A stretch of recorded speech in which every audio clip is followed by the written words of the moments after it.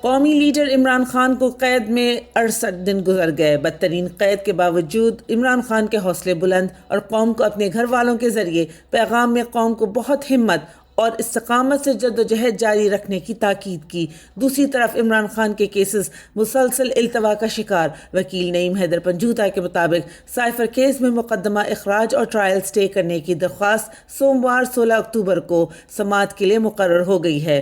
Trial پر فوراً سٹے دیا جانا چاہیے اور یہ غیر قانونی مقدمہ فوراً خارج کرنا چاہیے کیونکہ یہ مقدمہ چلنے کے قابل ہی نہیں۔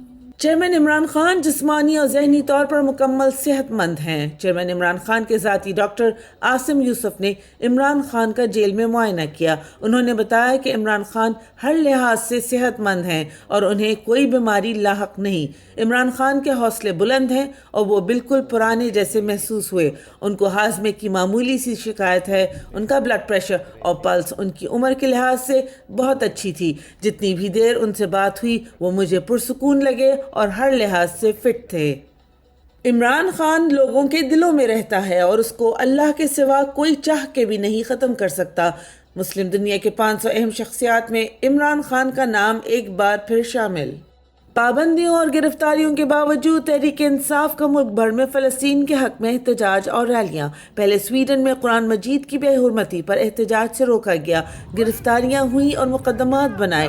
اب فلسطین کے ساتھ اظہار یکجہتی اور اسرائیل کے مظالم کے خلاف احتجاج بھی نہیں کرنے دیا جا رہا۔ اس ملک کی بنیاد تو لا الہ الا اللہ محمد رسول اللہ پر تھی، پر کیوں اجازت نہیں؟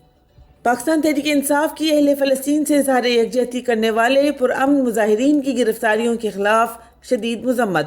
اسرائیلی جارحیت کے خلاف پرامن احتجاج کرنے والوں کے خلاف ریاستی مشینری کا استعمال شرمناک ہے۔ شہریوں کو مظلوم فلسطینیوں کی حمایت میں کھڑے ہونے کے جرم میں گرفتار کیا جا رہا ہے۔ تحریک انصاف کے پرامن مظاہروں کے لیے تعین کردہ مقامات پر پولیس موبائلز اور قیدی وینز کی موجودگی کا کوئی جواز نہیں۔ یہ بلا شبہ پچھلے 17 ماہ سے تحریک انصاف کے خلاف جاری سیاسی انتقام کے سلسلے کی ایک کڑی ہے۔ ملک پر مسلط حکمرانوں کو مظلوم فلسطینی بھائیوں کے حق میں احتجاج کرنے والوں کو گرفتار کرنے پر شرم آنی چاہیے۔ شہریوں کو آزادی کی جدوجہد کے لیے مظالم جھیلنے والے اہل فلسطین کے ساتھ اظہار یکجہتی سے روکنا کسی طور قابل برداشت نہیں۔ تحریک انصاف قابض حکمرانوں کی فسطائی رویے سے نہ گھبرائے گی اور نہ کسی صورت فلسطینیوں کی حمایت سے پیچھے ہٹے گی۔ ترجمان تحریک انصاف۔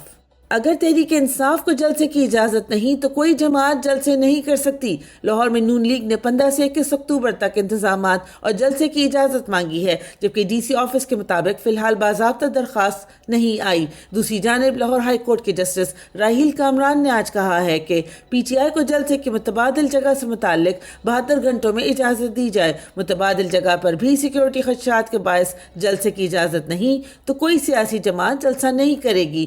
دیکھتے ہیں کون جلسہ کرے گا اور کون نہیں۔ اگر پی ٹی آئی کو اجازت مل گئی تو لاہور میں بڑے پاور شو سے پہلے ایک سیاسی شو ہوگا جو دونوں میں فرق ظاہر کرے گا۔ لیول پلینگ فیلڈ کا تقاضا یہی ہے کہ دونوں جماعتیں سیاسی اجتماعات آزادی کے ساتھ کریں، فیصلہ عوام پر چھوڑ دیں۔ سابق وزیر اعلیٰ پنجاب چودھری پرویز الہی کو عدالت میں پیش کر دیا گیا۔ پاکستان تحریک انصاف کے صدر اور سابق وزیر اعلیٰ پنجاب چودھری پرویز الہی نے کہا ہے کہ پی ٹی آئی نہیں چھوڑوں گا اور جیل اسی لیے کاٹ رہا ہوں۔ مجھے کوئی مشکل نہیں، ٹھیک ہوں، خدا کا شکر ہے۔ جوڈیشل کمپلیکس توڑ پھوڑ کیس میں عدالت پیشی کے موقع پر میڈیا سے گفتگو کرتے ہوئے انہوں نے بتایا کہ جیل میں جیل والا کھانا دیا جا رہا ہے جس سے فوڈ پوائزننگ ہو گئی ہے۔ جیل والے سہولیات کے حوالے سے کسی عدالت کا حکم نہیں مان رہے۔ پرویز الہی کا کہنا تھا کہ سپریم کورٹ کا جو فیصلہ آیا ہے اس پر نون لیگ کو بڑی امید تھی۔ سپریم کورٹ کا اکثریت کا فیصلہ خوش آئند ہے۔ فیصلے کے بعد دیکھتے ہیں کہ نواز شریف کیا بیانیہ بناتے ہیں۔ جہانگیر ترین اور نواز شریف سپریم کورٹ کے فیصلے کے بعد تو رہ گئے ہیں۔ پی ٹی آئی کے لیڈر فاروق حبیب کی اہلیہ کا چیف جسٹس کو خط۔ خدشہ ہے کہ میرے شوہر کو اپنے سیاسی وابستگی تبدیل کرنے پر مجبور کرنے کے لیے شدید تشدد اور ٹارچر کا نشانہ بنایا جا رہا ہے۔ اعلیٰ عدلیہ کی مداخلت ناگزیر ہے۔ نوٹس لیں، فاروق حبیب کی اہلیہ نے چیف جسٹس قاضی فائز عیسیٰ کے نام خط لکھ دیا۔ خط میں فاروق حبیب کی بازیابی میں مداخلت کا مطالبہ کیا گیا ہے۔ فاروق حبیب کی اہلیہ نے کہا ہے کہ حکام اس کے آئینی حقوق کی صریح خلاف ورزی کرتے ہوئے اسے کسی بھی عدالت میں پیش کرنے میں ناکام رہے ہیں۔ اس سے پہلے میں نے متعدد مقامی اور بین الاقوامی انسانی حقوق کے اداروں اور کمیشنوں کو لکھا ہے، لیکن ان کی طرف سے کوئی جواب نہیں ملا۔ ہماری عدلیہ کو میرے شوہر اور ان تمام لوگوں کی باحفاظت واپسی کو یقینی بنانے کے لیے فوری طور پر کارروائی کرنی چاہیے جنہیں لاپتہ کیا گیا ہے۔ کپڑے بیچ کر آٹا دینے والے شہباز شریف کی گاڑی روک کر احتجاج کرنے والے افراد کے خلاف مقدمہ درج کر لیا گیا۔ کچھ روز پہلے شہباز شریف نے اپنے حلقے کا دورہ کیا جہاں عوام نے ان کی گاڑی کو روک لیا اور ملک کی تباہی کا ذمہ دار ٹھہراتے ہوئے ان کو گالیاں اور بددعائیں دیں۔ اس واقعے کی شرمندگی مٹانے کے لیے شہباز شریف نے کہا کہ انہوں نے عوام کے مسائل سنے اور انہیں حل کرنے کی یقین دہانی کروائی، لیکن حقیقت میں وہ سب جھوٹ تھا اور احتجاج کرنے والے 4 نامزد اور 90 نامعلوم افراد کے خلاف اب مقدمہ درج کر لیا گیا ہے۔